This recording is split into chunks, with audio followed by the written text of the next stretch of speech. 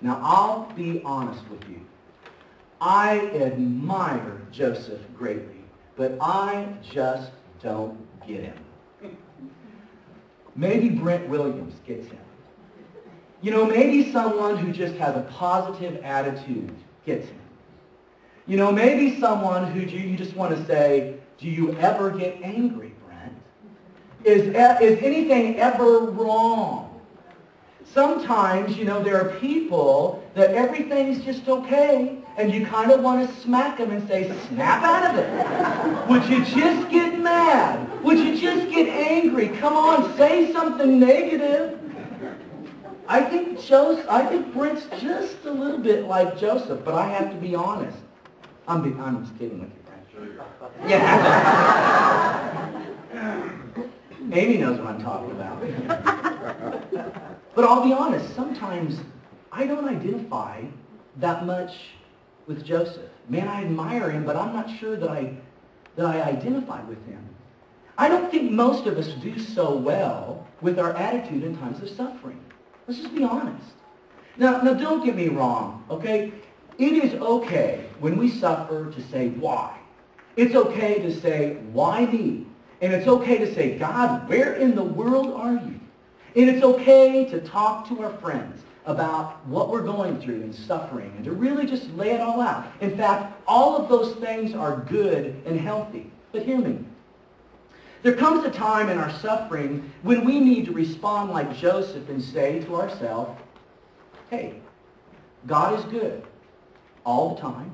Doesn't matter what I'm going through. And God is working in my life right here in the middle of the pit. We need to understand that.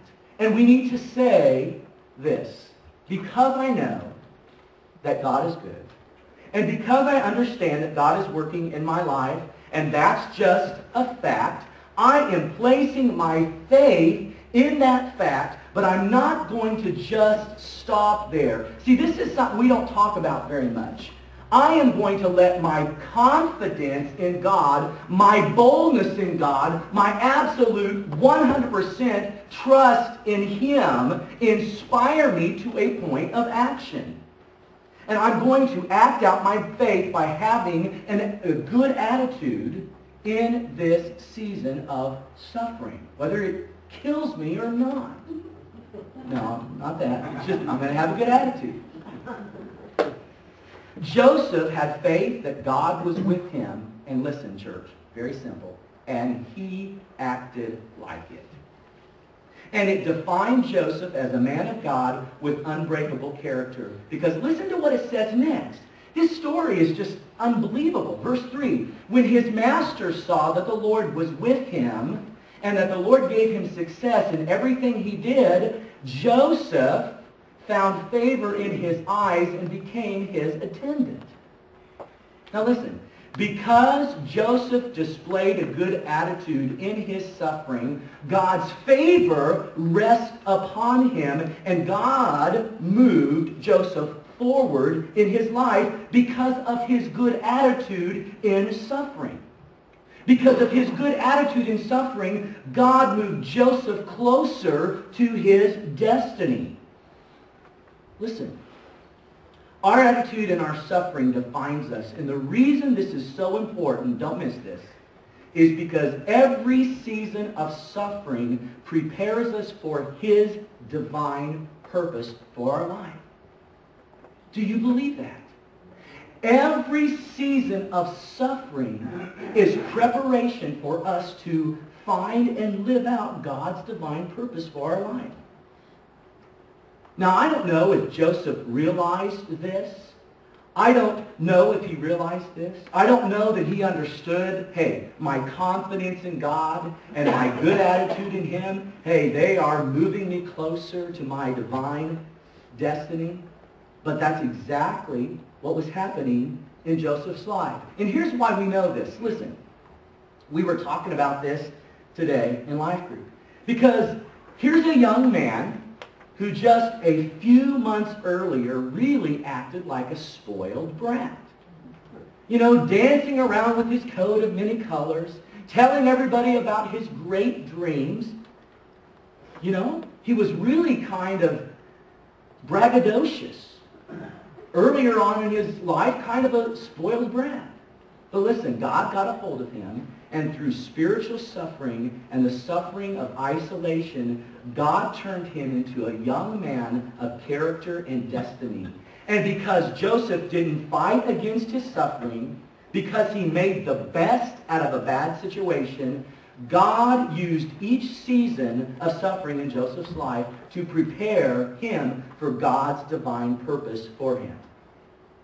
Boy, we need to get that. Teens, if you would get that, it would catapult you and set the trajectory for your life. It really would.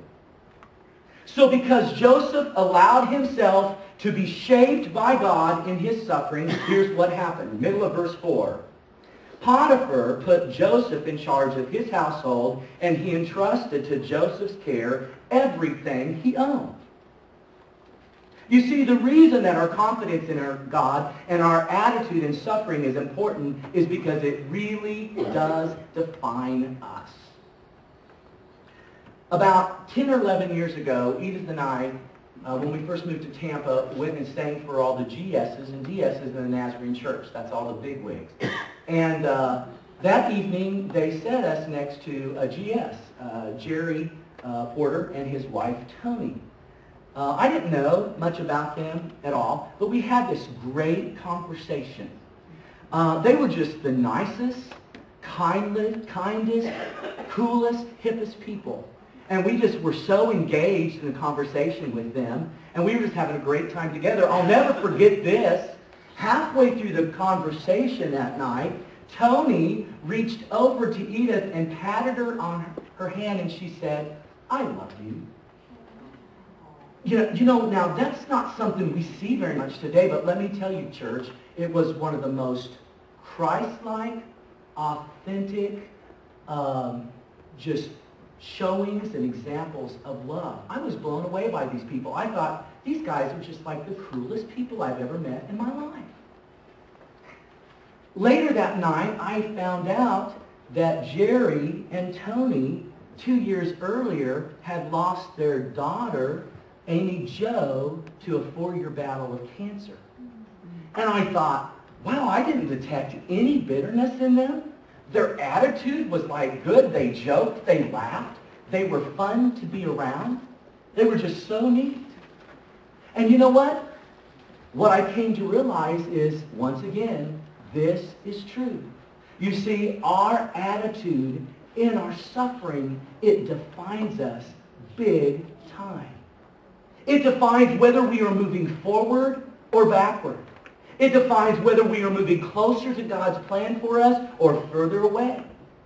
You see, church, God intends for every season of suffering in our lives to bring us one step closer to living out his divine purpose for us.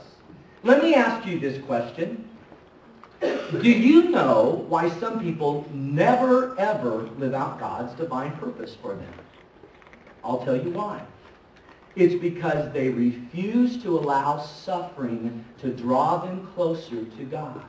And when we refuse to allow suffering to draw us closer to God, it's a no-brainer. God's divine purpose for our life gets further and further and further away.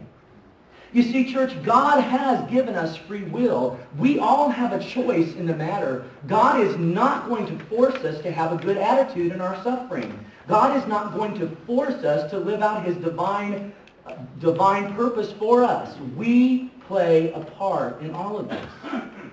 But hear me.